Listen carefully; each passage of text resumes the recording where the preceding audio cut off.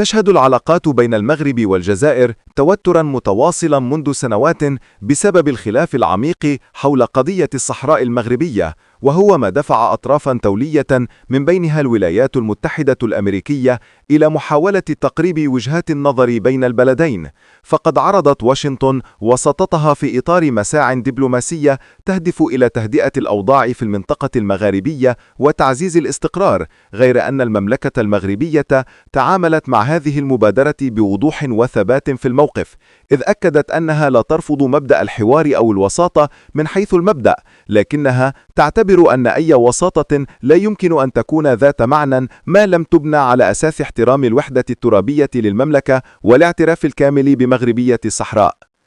المغرب شدد على أن استئناف أي علاقة طبيعية مع الجزائر أو فتح الحدود بين البلدين مشروط بوقف دعم الجزائر للجبهة الانفصالية التي تعتبرها الرباط تهديدا مباشرا لأمنها القومي واستقرارها الداخلي.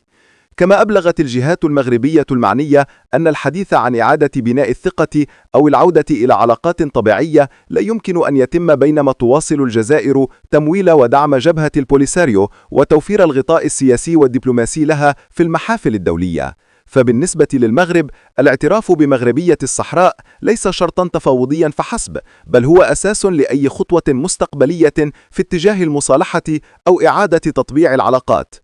من جهة أخرى، ترى واشنطن أن حل الخلاف بين البلدين المغاربيين يمثل ضرورة استراتيجية للمنطقة، خاصة في ظل التحديات الأمنية والإقليمية.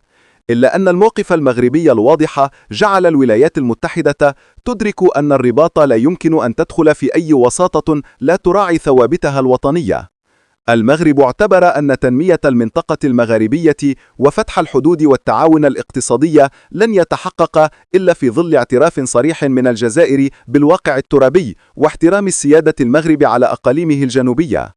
بهذا الموقف الحازم يؤكد المغرب أن سياسة اليد الممدودة لا تعني التنازل عن الحقوق التاريخية أو قبول الحلول الوسطى في قضية تعتبرها المملكة قضية وجود لا حدود، كما يشير إلى أن بناء الثقة مع الجارة الشرقية يجب أن ينطلق من حسن النية والاحترام المتبادل، لا من مناورات سياسية أو محاولات لإعادة تدوير الخلاف من جديد. ورغم أن الأطراف الدولية وفي مقدمتها الولايات المتحدة ترى في الوساطة طريقا للسلام، فإن المغرب يرى أن السلام الحقيقي يبدأ بالاعتراف بالحق وبالكف عن دعم المشاريع الانفصالية التي تهدد وحدة الشعوب واستقرار المنطقة بأكملها.